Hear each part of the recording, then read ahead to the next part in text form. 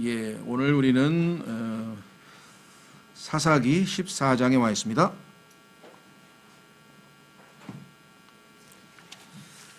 예, 하나님의 성경을 우리가 좀 구분하면 처음에 우리가 창세기부터 신명기까지를 우리가 보통 율법서라고 하고요. 그 다음에 여호수아부터 시작해서 이스라엘 역사가 기록되어 있기 때문에 역사서라 이렇게 얘기를 하고, 그 다음에 이제 잘 아시는 욥기서부터 시작해서 솔로몬의 아가까지는 시가서라고 합니다. 왜냐하면 산문이 아닌 운문, 시적으로 시로 쓰여져 있죠. 그래서 지혜서라고도 하고, 왜냐하면 거기에는 하나님의 모든 지혜가 다 담겨져 있기 때문에 지혜서라고도 하고, 그런데 그 지혜는 하나님의 지혜로 인해서, 그 지혜서는 하나님의 지혜로 인해서 우리가 보통 암송하기 좋게 운율을 달아서 리드미컬하게 그렇게 암송할 수 있는 방식으로 기록되어 있습니다. 이거 시라 그러죠. 그래서 우리 조상들도 보면은 사서삼경이나 중국의 고전들을 암송할 때 보면은 이렇게 리듬을 붙여서 운율을 붙여서 했고, 또 우리 시조라고 하는 우리나라의 시의 한 장르도 보면은 운율이 다 맞춰져 있는 것을 우리가 보게 됩니다. 그뿐만 아니라 킹제임스 성경 전체가 다 하나님께서는 암송하기 다 좋게 모든 것을 운율에 맞추어서 아주 정교하게 그렇게 번역이 되어 있는데, 그 중에서도 시가서는 특히 그렇다. 그리고 마지막 대언서라고 나와 있죠. 그 대언서는 이제 예수 그리스도의 초림과 재림에 대해서 미리 성령께서 증언해 주시는 것을 말씀합니다. 이렇게 해서 구약 성경이 마무리되는데, 우리가 보통 모세오경과 그 다음에 대언서, 그 다음에 지혜서, 이런 것들은 혹간 공부할 때가 더러 있습니다만은, 문제는 이 역사서는 이렇게 별로 잘 다루진 않습니다. 그 역사적인 내용이니까 쭉쭉 읽으면 되지 않겠는가 이렇게 생각을 하는데, 물론 그 말은 뭐 틀린 말은 아니지만, 그렇다고 해서 하나님의 입술에서 나오는 모든 말씀으로 우리가 살아야 되기 때문에 우리가 역사서도 기회 있을 때마다 공부를 한번 해보는 것이 필요한데, 특히 이 사사기라고 하는 책은 이 시대, 우리가 살고 있는 이 시대와 맞물려서 너무나 이스라엘의 영적인 그 타락하는 모습과 이 시대의 모습과 너무나 아주 비교되기 때문에 우리가 특별히 그래도 역사서 중에서는 자주 다루고 있는 주제 중에 하나입니다. 자, 그래서 우리는 이 사사기를 통해서 이스라엘 백성들이 어떻게 타락해 왔는지, 그래서 그때마다 하나님께서 어떻게 징계를 내리시고 그들이 울부짖을 때에 하나님께서 어떻게 사사를 보내셔서 그들로 하여금 구출케 하시고, 그 다음에 그 구출을 통해서 하나님께서 그들에게 안식을 가져다 주셨다. 그런데 얼마 있다가 또 하나님이 보시기에 이스라엘 백성이 악을 행하니라. 그래서 또라고 하는 이 again, 또라고 하는 표현이 나오고요. 그 다음에 하나님의 눈앞에 하나님이 보시기에 악한 일들을 행하는 것, 우리는 벌써 7, 8번 거의 10번에 가까운 지금 반복을 봤는데요. 13번째 사사인 삼손으로 말미암아 마무리로 인해서 이제 사사의 이름들은 마무리가 되고, 이제 17장서부터 21장까지는 16장까지가 이제 삼손 이야기가 나오고, 17장서부터 21장까지는 그 사사 시대의 끝 무렵에 아주 극도로 타락한 모습들이 정말 입에 담기도 좀 민망스러운 이야기들이 뒷부분에 아주 많이 나오는데요. 우리의 아담의 모습이 그대로 펼쳐져 노출되어 있습니다. 자, 오늘은 지난번 사사기 첫 번째 삼손에 대해서 13장 삼손의 출생과 더불어 어떤 일이 벌어졌는가 우리가 살펴보았죠. 예, 자, 그래서 지난 시간에는 삼손이 태어난 다음에 하나님께서 그가 성장을 했고, 그래서 25절에 주의 영께서 때때로 그를 감동시키기 시작하셨더라라고 여기까지 우리가 살펴보았습니다. 자, 오늘은 14장으로 들어가서 이제 삼손을 통해서 비록 부족하고 충동적이고 관능적이고 정말 어떻게 이런 사람이 성경에 등장할까 싶은 그런 사람 중이고, 더더군다나 히브리서 11장에 믿음의 영웅의 명단에까지 올라간 걸 보면 우리 생각과 하나님의 생각은 참으로 많이 다른 것 같습니다. 자, 삼손, 자 14장으로 갑니다. 삼손이 딥낫에 내려가 딥낫에서 블레셋 사람들의 딸들 중에 한 여자를 보고 올라와 자기 아버지와 어머니에게 고하여 이르되 내가 딥낫에서 블레셋 사람들의 딸들 중에 한 여자를 보았사온즉 이제 나를 위하여 그녀를 데려와 아내로 주소서 하니 그때 그의 어머니와 그의 아버지와 어머니가 그에게 이르되 내 형제들은 물론 단 지파 자기 지파를 얘기하겠죠. 내 형제들의 딸들 가운데나 혹은 내 온 백성 이스라엘 12지파겠죠. 내 온 백성 가운데 결코 여자가 없어서 여자가 형제들 간에도 많고 지파들 중에도 많고 결혼할 상대가 그렇게 많은데 결코 여자가 없어서 내가 가서 할례받지 않은 블레셋 사람들에게서 아내를 취하려 하느냐 하며 삼손이 자기 아버지에게 이르되 그녀가 나를 매우 기쁘게 하니. 이게 삼손의 인생 철학입니다. 자기를 기쁘게 하는 것, 자기를 중심으로 해서 자기 중심적으로 모든 게 돌아가는 것이에요. 하나님이 보시기에 옳다든가 하나님이 기뻐하시는 일이라든가 이게 아니고 삼손은 항상 자기를 기쁘게 하는 굳이 용어를 쓰자면 쾌락주의자라고 할 수 있겠죠. 인생이 뭐냐, 행복이다, 이게 행복이 뭐냐, 이게 쾌락이다, 이게 즐겁게 노는 것. 그래서 우리나라의 그 민족들도 과거에 그와 같은 인생관이 있었습니다. 그래서 뭐라 그러나요, 유행가라고 하나, 그러니까 뭐 창이나 뭐 이런 데도 보면은 그 노세 젊어서 노세라는 그 노래가 사람들에게 어필이 되는 거죠. 야, 그래, 뭐 인생 뭐 있냐, 행복하게 사는 거지. 그러려면은 늙어서 힘 없을 때는 뭘 어떻게 놀겠니? 그러니 힘 있을 때 젊어서 놀자. 서양 철학에서는 이것을 오늘을 즐기자라는 철학이라면 오늘을 즐기자. 내일은 어떻게 될지 모르는데. 더더군다나 흑사병인 돌던 시절에는요, 중세. 이거 뭐 내일 어떻게 될지 몰라요. 그러니까 오늘을 즐기자라는 말을 했는데 그 오늘을 즐기는 그 현재를 즐긴다고 하는 표현이 라틴어로 까르페 디엠이라고 합니다. 이 까르페 디엠이라고 하는 철학이 오늘날 상당히 이 시대에도 유행하고 있죠. 뭐 인생 별거 있냐, 이거 즐기는 거지. 그럼 즐기면 뭐 오늘 즐겨야지. 그래서 현재를 즐기라는 그런 철학이 지금 유행 중인데 아마 이 삼손도 그런 인생관을 가지고 있었던 사람인 것 같아요. 자, 출생에는 상당한 의미가 있었는데 이 삼손 자체는 모르겠어요. 부모님이 교육을 잘못한 건지 아니면 그 시대의 문화적 분위기가 하도 춤추고 놀고 먹자 판이다 보니 삼손도 그 시대에 자란 젊은이가 뭐 어떻게 그 문화적 환경에서 벗어날 수가 있겠는가. 그렇죠. 자기가 살고 있는 그 환경에서 벗어나기란 참 쉽지가 않습니다. 그래서 맹모 삼천지교라고 하는 것도 나타난 것이고요. 어떻게든지 좋은 환경에서 눈에 보이는 것을 경건하고 건전한 것으로 보여주려고 이 맹자의 어머니가 애를 썼다고 얘기를 했던 것을 보게 되면 문제는 뭐냐, 이스라엘 백성들이 불순종을 했어요. 하나님께서 분명히 블레셋 사람들을 다 쫓아내라고 했는데 유다 지파와 단 지파가 공유하고 있는 지역입니다. 그러니까 유다 지파와 단 지파가 이렇게 함께 거처하고 있는 한 유업을 받은 지역인데 그 지역에 살고 있던 사람들이 블레셋 사람이에요. 블레셋 사람은 오늘날의 팔레스타인 사람들인데 이 사람들을 몰아내야 되는데 몰아내지 못했습니다. 그래서 결국은 불순종으로 말미암아 이들이 영향력이 강해질 때에는 오히려 이 사람들의 지배를 받는 비참한 그 과거에는 이제 노예로 부려먹었지만 거꾸로 이제 역전이 돼가지고 지금 아예 같이 살고 있는, 그렇죠? 하나님의 백성이 분리되어 살라 그랬는데 아예 지금 같이 살고 있는 모양새가 되어버렸습니다. 안타까운 것은 이 정도가 되면 보통의 경우에 이스라엘은 이제껏 저항했었어요. 하나님께 막 울부짖으면서 이 박해를 갖다가 막 벗어나게 해주십시오. 우리는 너무나 비참합니다 하고 막 기도를 했었는데 이제는 군사적 또는 정치적 압박이 아니에요. 그런 핍박이 아니야. 지금은 가만히 보니까 야, 우리 그 이스라엘 사람들은 말이야 기도만 하고 밤낮 예배만 드리고 그렇게 그냥 살았는데 알고 보니까 야, 이 세상에 재밌는 게 많더라. 이 블레셋 사람들 봐. 이거 정말 먹고 마시고 즐기고 정말 재밌게 사는데 라고 해서 거의 문화적인 지배, 다시 말하면 동화돼 버렸어요. 세상과 동화돼 버렸기 때문에 이제는 뭐 하나님 앞에 뭐 자기들이 핍박을 받거나 압박을 받는다고 느끼질 않아요. 그래서 울부짖거나 기도도 안 해.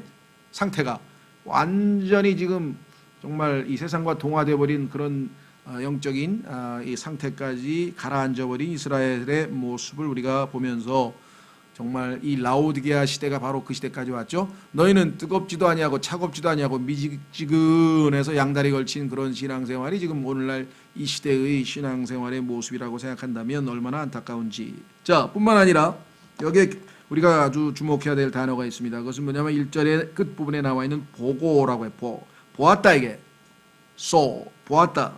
자, 그 다음에 밑으로 내려가면은 2절에도 보았사온즉 보고 보았사온즉 이렇게 나오죠. 예. 모든 죄는 특히 남자에게 있어서의 모든 죄는 보지 말아야 될 것을 보았을 때 발생합니다. 피해야 돼요. 보지 않아야 되는 건데 보지 말아야 되는 건데 그래서 몸에 빛은 그렇죠. 몸에 빛은 눈이라고 예수님께서도 말씀하신 것은 오늘날은 마귀가 인간의 특성, 특히 남녀의 특성을 잘 알기 때문에 특히 남자들은 시각적 자극에 의해서 아주 충동적으로 움직이는 것이 남자의 특성입니다. 아담의 옛 본성이 그래요. 물론 이브도 그랬죠. 이브도 딱 보고 탐나서 먹어버렸어요. 선악과를. 아간이라고 하는 사람도 보고 탐내서 바벨론제 금덩어리와 옷을 훔쳤어요. 그렇죠? 보고 탐내서 어떻게 했어요? 다윗은 간음을 저질렀어요. 성경에 보면은 보고 탐내서 죄를 짓는 게 순서가 항상 그래요. 그렇죠? 예. 그렇기 때문에 마귀는 인간에 대해서 너무나 잘 알기 때문에 정말 그와 같은 기회를 자꾸만 만들어줍니다. 여기에서 정말 우리가 성령의 통제로 말미암아 단호하게 딱 금을 긋지 않으면 뭐 다윗과 같은 성군이 무너졌다면 그 누구가 희생자가 안 되겠습니까? 자, 그래서 창세기 6장에도 보니까요, 하나님의 아들들이 하늘에서 더 보고 사람의 딸들이 어여쁜 것을 보고 그 죄를 지었어요. 그러니까 오늘날 이 보는 문화가 얼마만큼 우리에게 치명적으로 죄를 짓게 하는지. 사탄은 지금 99% 성공했죠. 전 세계 어디를 가도 이게 안 보고는 살 수 없게 만들어놔서 안 보고는 지하철이고 어디고 막 온 사방에다가 다 만들어놔가지고 어디 그렇죠? 예, 옛날에 우리 교회에 계셨던 이무상 형제님은 그냥 하얀 모자를 푹 눌러 쓰고 땅만 보고 지나다녔다 그러잖아요. 하도 시험을 많이 당해가지고. 그런데 그분이 살던 시대와 지금 시대는 완전히 차원이 다른 시대가 됐습니다. 그래서 이제는 그렇게 모자 눌러 쓰고 피하지도 않아요. 왜? 삼손이 블레셋 문화 사람들 문화에 이미 동화됐듯이 이 시대 문화에 우리도 자연스럽게 동화되어져 버렸어요.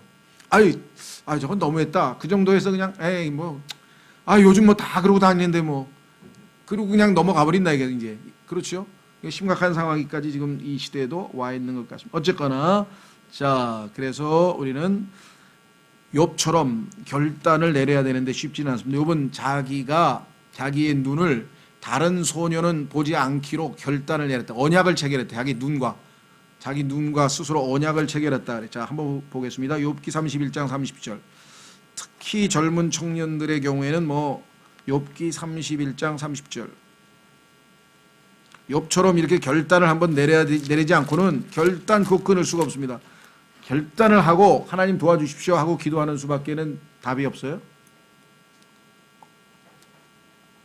욥기 31장 31장 제가 1절이라 30절에 했나요?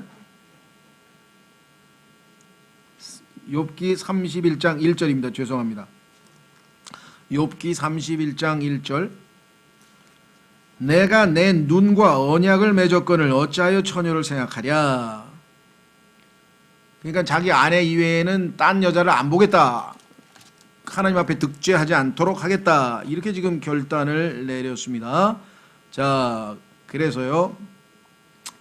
성경의 잠언 6장에 잠언에 보면요. 젊은 사람들로 보고 strange woman, 이상한 여인들을 쫓아다니지 말라고. 왜? 그 여인들이 얼마만큼 쉽게 미혹시켜서 넘어뜨리는지 아주 그 수법까지 하나님께서 왜 그런 수법까지 다 써놓으셨는지 잘 모르겠는데 기다리는 모습부터 시작해가지고 막 유혹하는 그 표현서부터 시작해가지고 아주 정난하게 나와 있는데요.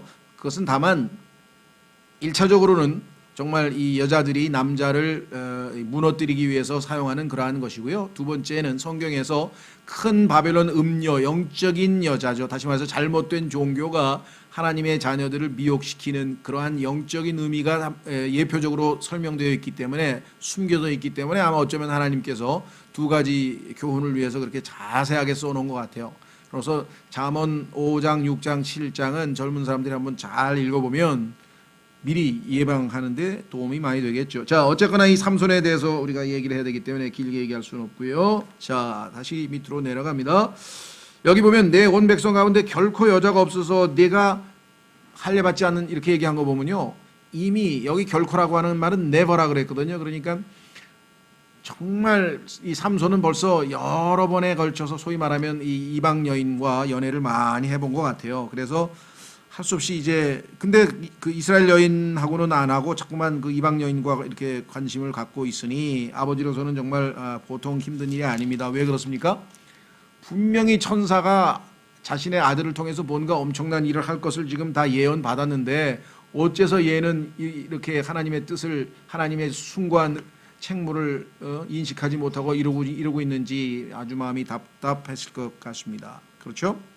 성경에 따르면 악한 사귐은 선한 습성을 부패시킨다고 고린도전서 15장에서 말씀하셨어요. 그래서 옳지 않은 사귐은 반드시 부정적인 열매와 결과를 낳게 마련입니다. 그렇죠? 예. 자, 4절. 그러나 그의 어머니와 아버지와 어머니는 그것이 주에게서 나왔음을 알지 못하였고 또 그때에 블레셋 사람들이 이스라엘을 지배하였으므로 그분께서 블레셋 사람들을 칠 기회를 찾고 있음을 알지 못하였더라. 삼손의 그 잘못된 충동적이고 관능적이고 아주 그런 성품을 하나님께서 활용하셔서 그것으로 인해서 팔레스타인, 이 블레셋 사람들을 벌하실, 그래서 벌하시는 것도 있고요. 1차적으로. 두 번째는 블레셋 사람과 이스라엘 사람들이 공존하면서 서로 잘 지내는데 하나님께서는 이 세상 사람들과 분리하기를 원하시기 때문에 분리할 수 있는 방법은 갈등을 일으키죠. 갈등을 일으키면 싸움이 일어나고 싸움이 일어나면 갈라설 거 아니겠어요? 그런데 그 싸움을 일으키는 방법이 뭐냐? 하나님께서 삼손이라고 하는 충동적인 한 사람을 활용하기로 하셨다, 이런 뜻입니다. 그러니까 삼손이 죄 지은 것은 자기가 스스로 지은 죄지만 하나님께서는 그와 같은 것을 이용하셔서 얼마든지 하나님의 뜻을 수행하실 수 있다. 구약에도 보면 그런 거 있었죠. 파라오를 활용하셔서 하나님의 영광과 권능을 드러내셨죠. 파라오가 그렇게 끝까지 버팅기면서 자꾸만 거부했기 때문에 10번에 걸친 위대한 기적, 하나님의 기적들을 우리가 목격할 수 있게 되었잖아요. 그렇죠? 파라오가 한 짓은 잘못한 거지만 하나님은 얼마든지 그것을 활용해서 하나님의 뜻을 성취한다. 그렇습니다. 하나님은 결코 손해보시는 분이 아닙니다. 여러분과 제가 잘못된 일을 하더라도 거기에 대해서는 우리가 책임져야 되지만 그 일을 통해서도 하나님께서는 얼마든지 하나님의 뜻을 이루어 가실 수가 있다. 그랬습니다. 시편 76편 10절. 시편 76편 10절. 이스라엘 백성들이 예수 그리스도를 십자가에 못 박아 죽였지만 그로 인해서 하나님께서는 원래부터 십자가를 지셔야 할 예수 그리스도의 책무를 수행하는데 결정적으로 이스라엘 백성들을 이용하신 셈이죠. 자, 시편 76편 10절에 보시면 확실히 사람의 진노가, 사람이 막 진노했어요. 지금 삼손이 막 진노했죠. 화를 내고 막 지금 막 흥분했는데 어떻게 했습니까? 하나님은 그걸 활용하셔서 주를 찬양할 것이요 그 진노의 남은 부분은 주께서 억제하시리다. 마냥 자기의 화풀이를 다 하게 하시는 게 아니라 하나님의 뜻을 적절하게 성취하면 멈추게 하신다, 이런 뜻입니다. 모든 것을 통제하고 계신 하나님의 위대하심을 우리가 여기서 엿보아서 알 수가 있다라고 했습니다. 자, 다시 돌아옵니다. 굉장히 중요한 것이죠. 그렇죠? 우리 같은 생각에는 야, 어떻게 하나님은 삼손이라고 하는 도구를 쓰셨을까? 하나님의 지혜죠. 예. 자, 5절. 그때 삼손이 자기 아버지와 어머니와 함께 딥낫에 내려가 딥낫의 포도원에 이른즉 보라 젊은 사자가 그를 향하여 소리를 지르더라. 주의 영께서 그에게 강하게 임하심에 그가 그의 손에 아무것도 가진 것 없이 염소 새끼를 찢는 것처럼 그 사자를 찢었으나 자기가 행한 이 일을 자기 아버지나 어머니에게 고하지는 아니하였더라. 그가 내려가서 그 여자와 이야기하니 그녀가 그를 매우 기쁘게 하니라. 자, 중요한 것은 왜 포도원에 내려갔을까? 이게 문제죠. 성경에 따르면 딥낫의 포도원은 블레셋 사람들의 있는 곳이고 그곳에서는 그곳의 남녀들이 뭐 연애도 하고 하는 그러한 세상적인 분위기인데 그런 분위기가 있는 곳에 왜 이 삼손은 내려갔을까? 가야 할 이유가 없었는데 악은 모든 모양이라도 피하라고 주님이 말씀하셨는데 그 말씀에 순종치 못한 것이겠죠. 자, 그래서 5절 6절에 나와 있는 내용은 이거 어디서 본 것 같다 아마 느끼시는 분이 계실지 모르겠는데 이 서양의 그리스 신화에 보면 헤르클레스라고 하는 자가 이와 비슷한 행동을 하죠. 그러니까 성경에서 나와 있는 내용들은 일반 신화를 포함해서 모든 여러 문명에서 가져다가 이 소위 말하면 모작이라 그러죠. 그걸 비슷하게 만드는 그러한 물건으로 치면 짝퉁 같은 것을 만들어낸 것들이 아주 많이 있다라는 것을 우리는 한번 확인하고만 넘어갑니다. 자, 그 다음에 지금 사자를 찢었어요. 그러니까 뭐 어마어마하게 하나님께서 강력한 역사를 임했죠. 그러니까 6절에 나와 있는 주의 영께서 그에게 강하게 임하심했을 때는 육체적인 힘을 얘기합니다. 그렇죠? physical. 우리의 육체적인 힘을 상상을 초월하는 힘을 보여주었다. 8절 얼마 뒤에 그가 그녀를 취하려고 되돌아가다가 돌이켜서 그 사자의 시체를 보니 보라 사자의 사체를 보니 사체에 벌떼와 꿀이 있었으므로 그가 손으로 그 꿀을 취하여 가면서 먹고 자기의 아버지와 어머니에게 이르러 그들에게 그것을 주어 그들이 먹게 하였으나 자기가 그 꿀을 사자의 사체에서 취하였다고 그들에게 고하지는 아니하였더라. 고할 수가 없죠. 분명히 그는 나사르 사람, 즉 나시린이라고 옛날에 썼는데요. 나시린, 즉 나사르 사람이 되기로 하나님께 소원했고 그 중에 하나는 더러운 부정한 것을 손을 대지 아니하는데 그것 중에 하나가 시체입니다. 따라서 시체를 손을 대서는 안 되는 그러한 소원을 한 자가 하나님 앞에 한 소원조차도 다 잊어버리고 사자를 죽이고 그 사체죠. 이 사체에다가 지금 손을 대는 것은 벌써 소원을 망각하고 있다. 영적으로 하나님 앞에 한 약속은 다 지금 망각 상태에 빠져 있다. 따라서 아버지에게 그것을 구하면 아버지가 그걸 좋아할 리가 없겠죠. 아버지는 지금 나사린으로 하나님께서 소원하라고 해서 하나님의 천사와 확약을 했었기 때문이었죠. 자, 10절 이처럼 삼손의 아버지가 그 여자에게로 내려가매 삼손이 거기서 잔치를 베풀었으니 젊은 이들이 그리하곤 하였더라. 자, 보통 이 여자를 데리고 와서 이 남자 집에서 잔치를 베풀어야 되는데 소위 말하면 왜 여기 보니까 아버지만 내려갔는지서부터 시작해서 의문점이 많아요. 아시다시피 창세기에 보면은 이삭의 어머니 이삭의 아내 리브가가 자기의 아들 에서가 큰아들이 이방 여인 해쪽 여인과 결혼한 것을 보고 내가 정말 너무 괴롭다라고 한 얘기가 나오는데 삼손의 어머니도 지금 하나님의 사람으로 키워놨는데 이 모양으로 행동을 하니 얼마나 마음이 상했겠습니까? 그래서 어머니는 아예 내려가지도 않았어요. 지금 결혼식 하는데.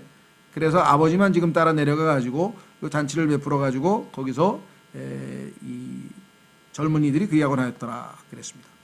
그들이 그를 보고 30명의 동물을 데려다가 그와 함께 하니라. 원래 자기의 친족 중에 친구가 있어야 되는데 이 성경에 보면은 요한복음 3장 29절에도 신랑의 친구란 말이 나오죠. 신랑빵 친구라고 얘기했는데 그 신랑과 함께 결혼을 축하하면서 즐길 그런 친구들도 블레셋 사람들 중에서 뽑아왔다. 이것도 보통 심각한 문제가 아니죠. 자, 그 다음에 이제 동양 문화에서는 이런 그 수수께끼 놀이를 하는 것이 이쪽 중동과 동양 문화에 있어서의 어떤 그 이 풍습인데요. 그 풍습에 따라서 지금 삼손이 수수께끼를 내고 있는 장면이 나옵니다. 12절 삼손이 그들에게 이르되 이제 내가 너희에게 수수께끼를 내리니 잔치하는 이래 동안에 너희가 능히 수수께끼를 알아내어 확실히 내게 밝히 보이면 내가 얇은 옷 30벌과 겉옷 30벌을 너희에게 주리라. 그러나 너희가 그것을 능히 내게 밝히 보이지 못하면 너희가 내게 얇은 옷 30벌과 겉옷 30벌을 줄지니라 하니 그들이 그에게 이르되 내 수수께끼를 내어 우리가 듣게 하라 하매 내기를 한 거예요. 수수께끼 맞히면 옷 30벌, 겉옷 30벌, 속옷 30벌, 60벌 이렇게 주겠다 이렇게 했단 서로가 내기를 했죠. 그가 그들에게 이르되 먹는 자에게서 먹는 것이 나오고 강한 자에게서 단 것이 나왔느니라 하니라. 그게 뭐냐? 자기가 사자를 죽여가지고 그 사자의 시체에 꿀과 벌들과 그 꿀이 나온 것을 보고 했는데 그걸 본 사람이 아무도 없는데 그걸 어떻게 맞히겠냐 이거죠. 그래서 지금 그들이 사흘이 지나도록 수수께끼를 풀지 못하였더라. 일곱째 날에 그들이 삼손의 아내에게 이르되 네 남편을 꾀어 그가 그 수수께끼를 우리에게 밝히 보이게 하라. 그렇지 아니하면 우리가 너와 내 아버지 집을 불태우리라. 너희가 우리의 소유를 취하려고 우리를 불렀느냐? 그렇지 아니하냐? 하매. 자, 얼핏 보면 아니 지금 사흘이 지나도록 했는데 갑자기 15절에 일곱째 날이 나와 있잖아요. 그렇죠?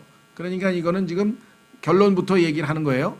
일곱째 날 일어난 일을 얘기했고, 그러면 넷째 날 다섯째 날 나와 있는 얘기는 뭐냐? 그 밑에 나와 있네요. 16절. 삼손의 아내가 그 앞에서 울며 이르되 당신이 나를 미워할 뿐이요 사랑하지 아니하는도다. 당신이 내 백성의 아이들에게 수수께끼를 내고는 그것을 내게 알려주지 아니하였도다 하니 그가 그녀에게 이르되 보라 내가 그것을 내 아버지나 어머니에게도 알려주지 아니하였거늘 그대에게 알려주리요 하였으나 그들이 잔치할 때에 그의 아내가 이래 동안 그 앞에서 울며 그를 몹시 괴롭게 하므로. 그러니까 수수께끼를 낸 당일부터 시작해가지고 일주일 내내 가르쳐달라고 답을 가르쳐달라고 지금 쫄라댔는데 그렇죠? 3일쯤 되니까 이제 못 풀고 있던 사람들이 안 되겠다 싶어서 이제 드디어 일곱째 날 중간에 이제 뭐 또 얘기했겠죠. 그런데 중간에 얘기한 거는 이제 이 서로 의견이 맞아서 답을 얻어내려고 노력을 했는데 도저히 안 되니까 이제 협박을 마지막에 동원한 겁니다. 죽여버리겠다 이게. 왜? 손해를 보게 생겼잖아요 지금. 그죠? 30불씩 하면은 뭐 당시에 얼마나 값이 나는지 모르지만 지금 엄청난 손해를 보게 생겼으니까 화가 나가지고 너 때문에 우리 다 손해 보게 생겼다 하면서 협박을 했습니다. 불태워버리겠다 이렇게 얘기를 하니 이제 삼손의 아내도 상당히 급박해졌죠. 17절 그들이 잔치할 때 그의 아내가 이래 동안 그 앞에서 울며 그를 몹시 괴롭게 하므로 일곱째 날에 그러니까 15절에 나와 있는 일곱째 날이 바로 여기에 해당이 되는 거죠. 그가 자기 아내에게 알려주매 그녀가 수수께끼를 자기 백성의 아이들에게 알려주었더라. 납득이 잘 안 가는 것 같아요 저는. 아니 이 여자가 다 알려달라고 하는 목적은 지금 뻔하잖아요. 그런데 그걸 왜 알려주는가? 이게 지금 하나님으로부터 비롯된 것이 아닌가. 자, 아까 나와 있었죠. 4절. 4절에 보니까 그러나 그의 아버지와 어머니는 그것이 주에게서 나왔음을 알지 못하였고 라고 되어 있잖아요. 그렇죠? 그러니까 지금 블레셋 사람들 중에서 아내를 얻고자 하는 삼손의 행동은 삼손의 자연스러운 어떤 그런 충동적인 행동의 결과이지만 사실은 보이지 않는 손이 뒤에 있었다는 것이죠. 그렇다고 해서 삼손이 원치도 않는데 하나님께서 뭐 강제로 뭐 블레셋 여자하고 결혼하게 시킨 것은 아니고 삼손은 이미 블레셋 여자에게 마음이 갔는데 하나님께서 그 상황을 활용하셔서 삼손으로 하여금 블레셋 사람들을 치고 갈등이 돼서 두 민족이 분리되고 하나님의 백성은 성별된 삶을 살아야 된다는 것을 가르치시기 위해서 이 상황을 하나님께서 지금 활용하고 계시는 상황이다라는 사실을 우리가 이해를 해야 되겠죠. 자, 그래서 여기에는 보이지 아니하는 하나님의 손길이 있다는 사실, 우리가 이것을 보통 섭리라고 하는데요. 18절 일곱째 날 해 지기 전에 그 도시의 사람들이 그에게 이르되 드디어 답을 가지고 왔죠. 무엇이 꿀보다 달겠으며 무엇이 사자보다 강하겠느냐. 그러니까 네가 얘기한 거는 바로 강한 자는 사자고 음식은 꿀이다 하고 답을 딱 맞춰버렸네요. 함으로 그가 그들에게 이르되 너희가 내 암송아지로 밭을 갈지 아니하였더라면 내 수수께끼를 능히 풀지 못하였으리라 하니라. 벌써 다 안 해. 그죠? 여자를 다 꼬여내가지고 이 암송아지로 밭을 갈았다는 얘기가 사실은 이게 좋은 일은 아닌데요. 좋은 표현은 아니에요. 그러니까 자기 아내를 유혹을 해가지고 뭔가 해서 답을 얻어냈기 때문에 삼손은 거기에 대해서 지금 아주 답을 했는데 실제로 여러분들도 뭐 수수께끼 같은 거 많이 있으니까 여기서 제가 수수께끼 예를 들지는 않겠습니다만은 이런 방식으로 이 관행적 또 결혼식에 있어서 친구들과 함께 노는 그런 놀이의 일종이었다라는 것을 우리가 기억하시면 되겠습니다. 제일 유명한 거는 그 스핑크스라고 하는 자에 의한 질문이었죠. 그 뭐였습니까? 처음에는 네 발로 걷다가 두 발로 걷다가 세 발로 걷는 게 뭐냐 그렇게 질문했는데 그 당연히 뭐 인간이잖아요. 어렸을 때 네 발로 기어다니다가 튼튼할 때는 두 발로 기어다니다가 기어다니는 게 아니라 걸어다니다가 나중에 늙어서는 지팽이 가지고 세 발로 걸어다니는 거 그렇게 해서 아주 뭐 이미 유명한 그런 수수께끼도 있죠. 예. 자 어쨌거나 이제 결국은 하나님께서 이제 드디어 역사가 일어납니다. 그것은 뭐냐? 주의 영께서 그에게 임하심에 그가 아스글론으로 내려가 그들 중에서 30명을 죽이고 삼손은 지금 화가 나가지고요. 약속을 지키긴 지켜야죠. 30벌을 줘야 되니까. 근데 뺏어서 주는 거야. 뺏어. 30명을 죽이고 옷을 벗겨가지고 그들 노력하여 수수께끼를 푼 자에게 겉옷을 주고는 분노하여 자기 아버지 집으로 올라갔더라. 화가 나서 그냥 가버렸어요. 그런데 여기서 또 삼손을 자극하는 일이 또 터졌습니다. 그러나 삼손의 아내는 그의 동무에게 주어졌는데 아버지가 준 거죠. 그 집 딸을 아버지가 친구에게 줘버렸는데 왜냐하면 이 시대에는 남편이 이제 버리고 갔으니까 그래서 지금 자기 딸을 다른 짝을 찾아서 지금 준 셈인데 이게 그냥 이 시대에는 그냥 막 아무렇지도 않게 일어나는 거 보면 문화적으로 지금 굉장한 타락이 진행 중이다. 그는 전에 삼손이 자기 친구로 삼았던 자더라. 그러니 삼손이 나중에 이걸 알고 또 얼마나 화가 났겠습니까? 화를 자초했죠. 그래서 다 아버지하고 그 여자를 다 삼손이 불태워버렸다. 다 죽여버렸단 말이에요. 이런 지금 어마어마한 비극적인 이야기가 지금 벌어지고 있는 상황입니다. 자, 미가서 7장 5절로 가보겠습니다. 하나님께서 뭐라고 말씀해 놓으셨나? 미가서 7장 5절 이 삼손이 하나님의 말씀을 어긴 것이 어디 한두 개겠습니까만은 그 중에서 몇 가지 성경을 통해서 우리가 확인해 볼 수 있는 것만 좀 보겠습니다.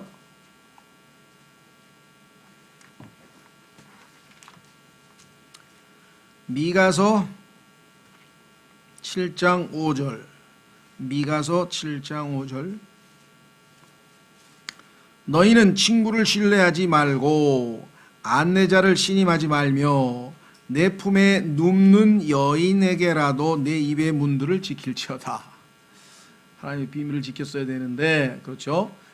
아주 과묵한 것처럼 보였어요. 초반에 자기가 생각해 보세요. 하나님의 영이 지금 임했습니다. 그래가지고 지금 사자를 그냥 손으로 찢어 죽였어요. 웬만한 아들 같으면요 그냥 아버지 어머니한테 달려가가지고 아버지 어머니 저 좀 보세요. 제가 사자를 손으로 찢어 죽였거든요 하면서 그냥 엄청나게 지금 자랑을 해야 될 처지인데 상당히 과묵하게 아무 말도 안 했는데 그거는 이유가 있었다 그랬죠. 왜 그렇습니까? 우리 아버지 어머니가 나를 나시린으로 하나님께 바쳤는데 아이고 내가 이런 짓을 시체를 이게 사자를 찢어 죽였잖아요. 예, 결국은 시체를 만진 꼴이 됐으니 이런 아버지에게 말할 수가 없다라고 생각을 했겠지만 어쨌거나 지금 삼손이 이 순간에 이 여인에게 이렇게 결국은 비밀을 털어놓고 말았는데 성경에 따르면 확인해 보겠습니다. 잠언 19장 13절 잠언 19장 13절